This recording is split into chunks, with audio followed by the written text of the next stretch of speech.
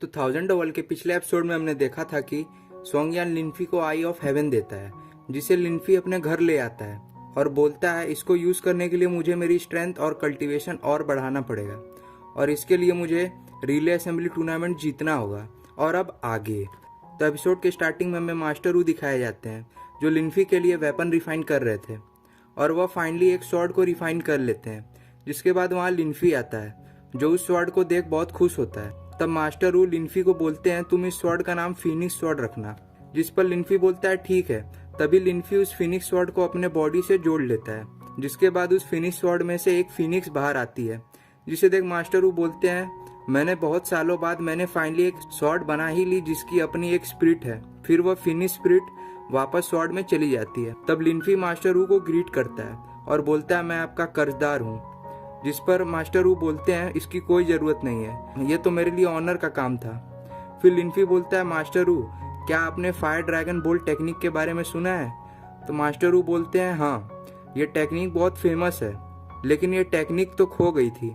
पर मैंने इस टेक्निक की एक कॉपी बनाया है, लेकिन वो इनकम्प्लीट है और लेजेंड की माने तो इस टेक्निक से तुम फायर कंट्रोल कर सकते हो। तब लिन्फी बोलता है ये टेक्निक मैंने गलती से खोजा था, जिसके कारण मैं फर्नेस से सही सलामत बाहर आ गया। फिर लिन्फी मास्टर वू के कॉपी किए हुए टेक्निक में कुछ चेंज करता है, जिसे देख मास्टर वू बोलते हैं हाँ अब ये टेक्निक कंप्लीट है और बहुत खुश होते हैं और वह लिन्फी को इसके लिए थैंक यू भी कहते हैं, जिस पर लिन्फी बोलता है इसकी कोई ज़रूरत नहीं है। तब मास्टर वू लिन्फी को बोलते हैं तुमने आज मेरे लिए बहुत बड़ा काम किया है, इसलिए तुम मेरे किसी भी मैजिक वेपन को ले जा सकते हो।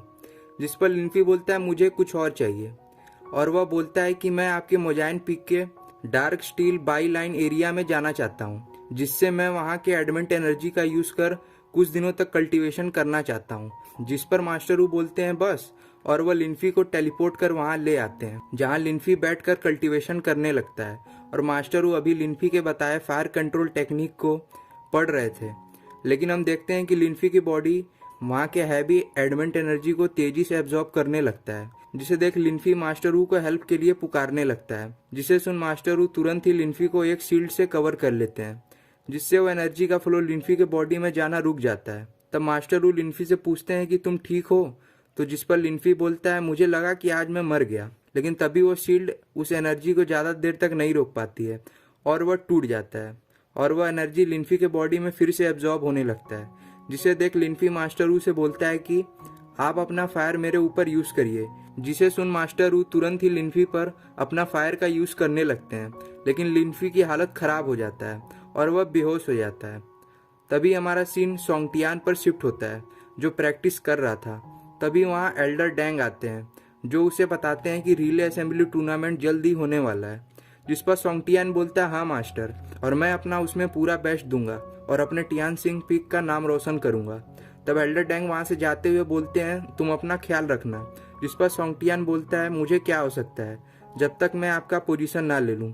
जिस पर मास्टर सिर हिलाते हुए वहाँ से चले जाते हैं। जिनके जाने के बाद सोंगटियान बोलता है आखिर लिन्फी क्या कर रहा होगा, जिसके तुरंत बाद हमें लिन्फी दिखाया जाता है जो बेहोश होता है और उसे मास्टर वू ने मास्टर लुओ के पास लाया होता है और वह उन्हें बताते हैं कि कैसे लिन्फी डार्क स्टील बाई लाइन के सारे एडमेंट एनर्जी एब्जॉर्ब कर लिया,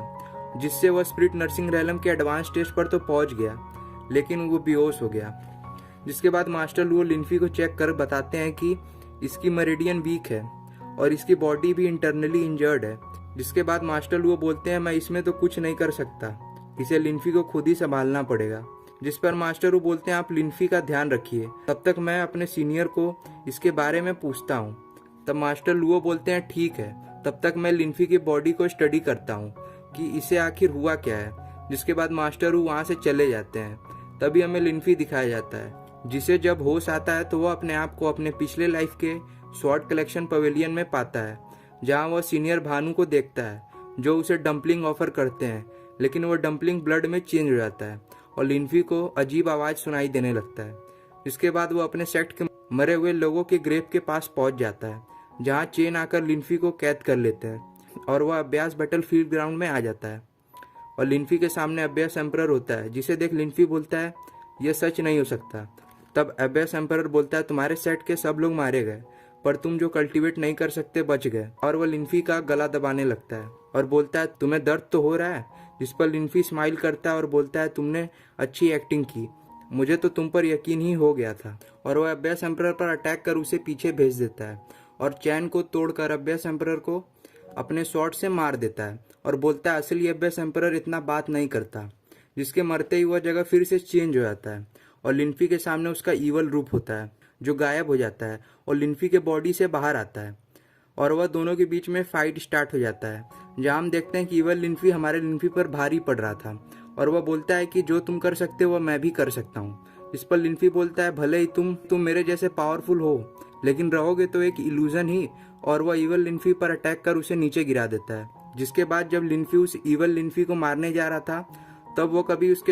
तब वह सीनियर भानु का रूप ले रहा था तो कभी लिन्फी के मास्टर का रूप ले रहा था, लेकिन लिन्फी उसे मार दे रहा था लेकिन वह बार बार वापस आ जा रहा था। जिसे देख लिन्फी बोलता है तुम मेरे पास्ट की मेमोरी के साथ मत खेलो। जिसके बाद वह उसके स्टमक में अपनी स्वॉर्ड दे मारता है और तभी वह अपने असली रूप में आ जाता है। जिसके बाद उसके ऊपर युआंग यांग लाइट पड़ने लगता है, जिस पर वो ईवल लिन्फी बोलता है यह तो ईवल एनर्जी को डिस्ट्रॉय करता है। और जिसके बाद हम देखते हैं कि ईवल लिन्फी मरने लगता है और उसकी बॉडी भी डिस्ट्रॉय हो जाती है और हमारा लिन्फी भी बेहोश हो जाता है। जिसके बाद हमें वहाँ मास्टर लुओ दिखाए जाते हैं और यहाँ पे हमारा ये एपिसोड खत्म हो जाता है और इसका नेक्स्ट एपिसोड मैं जल्दी से जल्दी अपलोड करूँगा।